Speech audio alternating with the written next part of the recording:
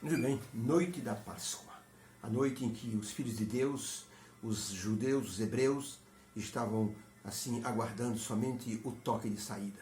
Foi quando o faraó chamou Moisés e Arão e disse: não quero mais vocês aqui, vão embora do jeito que vocês estão, podem ir com tudo, porque naquela noite ninguém escapou do anjo executor. Não havia sangue nas portas, o anjo executor e o primogênito morreu, desde o primogênito do faraó até do escravo e até dos animais. Foi um clamor muito grande do Egito. E as pessoas que eram comandadas pelo faraó exigiram dele que eles despedissem o povo de maneira rápida. Eles disseram: vamos morrer todos se esse povo ficar aqui. E a pergunta número 2 diz o seguinte, número 1. Pergunta número 1 diz o seguinte: que pedido estranho faraó fez na hora que ele exigiu que o povo saísse do Egito? Foi um pedido assim, até interessante, porque diz assim o texto: então chamou Moisés e Arão e disse: levantai-vos, saí do meio do meu povo. Temos tanto vós como vossos filhos, e também vocês podem levar todos os animais que vocês quiserem. Então somente vocês orem por mim. E os egípcios apertavam o povo, apressando para lançá-los fora da terra, porque dizia: todos seremos mortos se eles ficarem aqui. E o povo assim tomou a sua massa, que havia preparado os pães ázimos, antes que levedasse, e as suas amassadeiras atadas em suas roupas sobre seus ombros. Fizeram, pois, os filhos de Israel conforme a palavra do Senhor, e pediram aos egípcios joias, ouro, prata, e tudo que podiam, roupas também. E o Senhor deu ao povo graça aos olhos dos egípcios, e eles lhes davam o que pediam, e despojaram os egípcios. Esse foi um momento assim crucial. Agora, o que é interessante é que a pergunta diz assim: o que Faraó pediu que foi estranho na hora que ele mandou o povo ir embora? Faraó sentiu-se derrotado e pediu que, ao irem adorar ao Deus do céu, que orassem por ele, para que ele pudesse ser abençoado. Na verdade, foi um pedido assim ousado, um pedido cínico, porque Faraó não estava arrependido de tudo que ele fizera, de todas as relutâncias e as suas teimosias. Faraó estava se sentindo um derrotado. E por isso ele queria se beneficiar pelo menos de uma bênção, já que tudo estava estragado, já que o Egito estava completamente destruído por causa da teimosia dele. Não porque Deus quis, mas porque o faraó ele permitiu que isso acontecesse. Poderia ter liberto o povo na primeira, na segunda praga, mas não, foi teimoso, quis enganar Moisés, pensando que estava manipulando Moisés, mas na realidade estava levando o seu povo para o corredor da morte. Lá na França tem uma cadeia entre a França e a Suíça, que é chamado Corredor da Morte.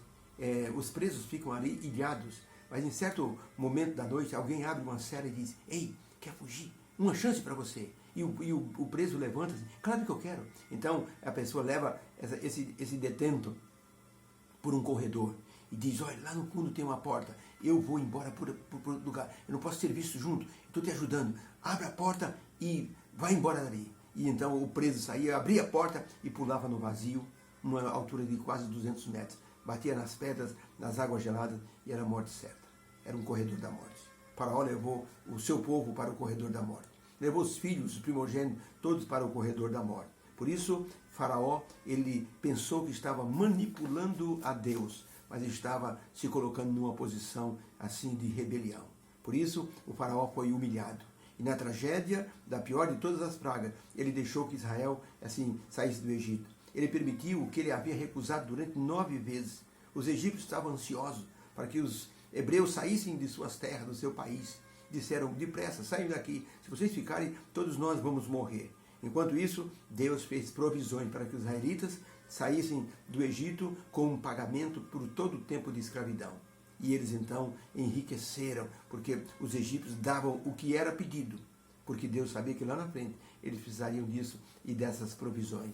Assim, o povo despojou os egípcios e saiu dali, porque o povo de Israel já havia passado por muitas situações assim degradantes. Já havia, assim, como diz na linguagem popular, comido o pão que o diabo amassou. E agora eles estavam saindo da libertação. Quando a pessoa passa por uma aprovação, ele, logicamente, se torna mais forte. Ele se torna, assim, abençoado por Deus quando ele confia em Deus. O faraó não confiava em Deus. Por que ele estava pedindo uma bênção? Ele não havia sido provado e se arrependido. Ele havia sido provado e se mantinha endurecido. As ações posteriores dele mostram isso. Quando o povo estava no deserto, ele disse: o que nós fizemos? Mandamos nossos escravos embora? Vamos atrás deles. E montou um exército para ir atrás do povo de Israel. Então ele não estava arrependido. Ele não havia passado pelo fogo da provação. Quem passa pelo fogo da provação e confia em Deus, quando chega uma próxima provação, ele sabe em quem confiar. Lá na Califórnia houve um incêndio numa cidade chamada Oakland, e nessa cidade 2.500 casas foram queimadas. Não sobrou nada.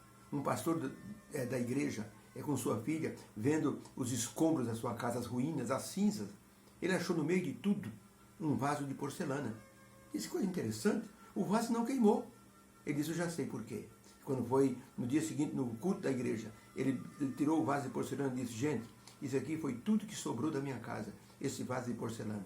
Sabe por que esse vaso não queimou, não ficou reduzido a cinza? Eu vou dizer por quê. Porque ele já passou pelo fogo uma vez. Quando ele foi tornado cerâmica, o barro foi colocado no fogo, foi queimado e foi transformado em cerâmica. Por isso que ele não queimou de novo.